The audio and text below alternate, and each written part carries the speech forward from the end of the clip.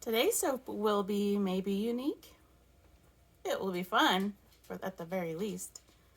The fragrance oil I'm going to use is Sweet Autumn Spice. This is one of those custom blends that I created right before moving to reduce the amount of bottles of fragrance oils I had.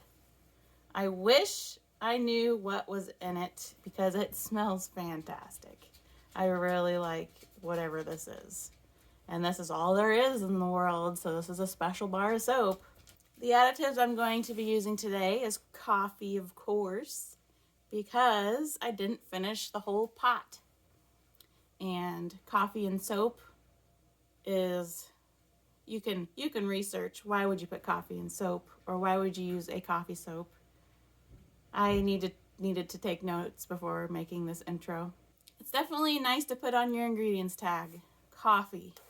People like that. I like that, so people must like that. And then there's going to be sugar in it.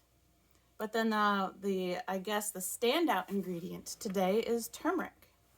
I'm going to be making a swirl using just turmeric powder. Kind of like the cinnamon soap I made last time.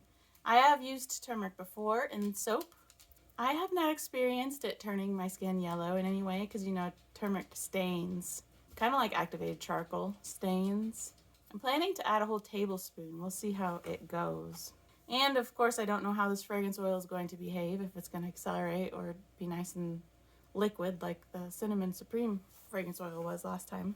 But you will get to enjoy a fun color change with the turmeric because it doesn't stay that light, mustardy, whatever color, dandelion yellow that turmeric is. It changes, so that's kind of fun.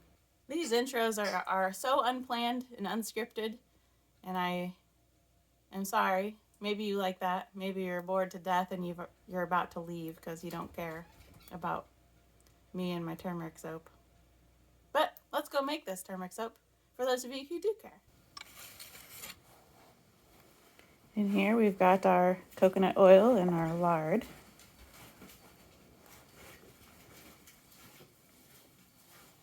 We're going to heat it on the wood stove.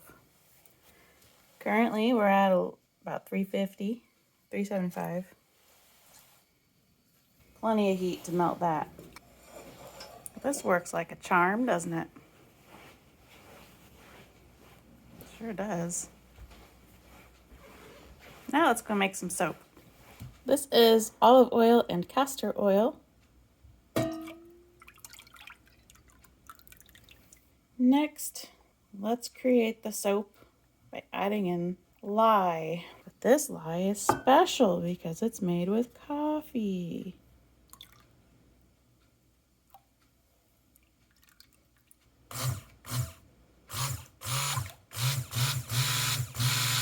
Fragrance oil with sugar. There is sugar in there. No clue how this fragrance oil will react. Oh, it's thickening up. Okay, we're gonna stop. I wanted to make a separate. This is gonna be really similar to how I did my cinnamon soap, except this time the fragrance oil accelerates a little bit. Here's my turmeric. Look at how that color changes. Look at that. Isn't that something? That's reacting to the lye. Pretty cool, huh? Look at how dark that gets. Wow, isn't that something?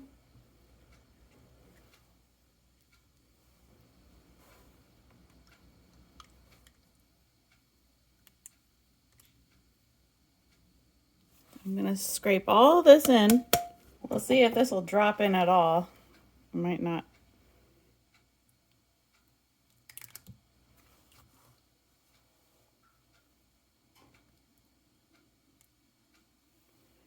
Okay.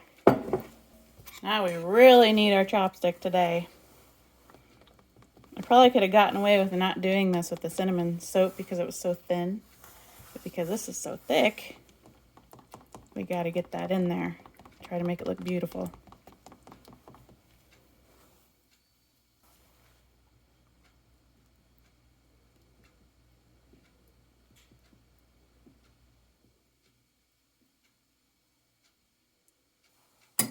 All right. What do you think? I think it'll be all right. Pretty. It's going to be dramatically lighter when we come back to cut it. I actually thought that the orange was going to turn lighter, but it probably will later. But this coloration is called soda ash. It does nothing to you, and it'll wash away when you use the soap. Ooh, look at that. It was ready to unmold. Pretty. Whatever this mixture is that I threw together before moving, I like it. I should have taken notes when I was mixing these fragrance oils, but I had too much to do. I didn't have time to be taking notes, did I?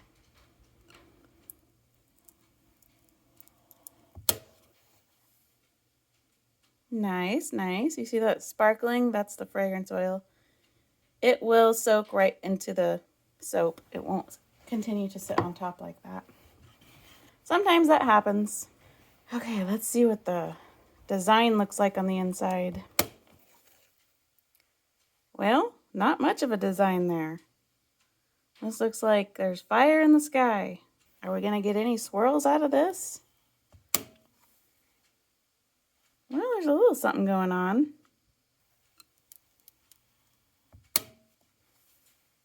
There's some swirls. This definitely looks like some sort of autumn type themed bar going on. I like this. Since the fragrance oil was sweet autumn something, I don't remember what it was anymore.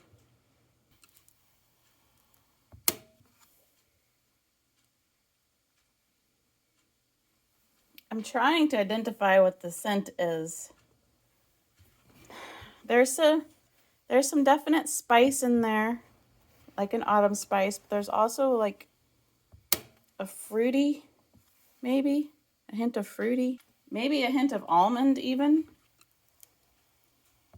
It's like a fruity almond autumn spice, and there's only one bottle in existence.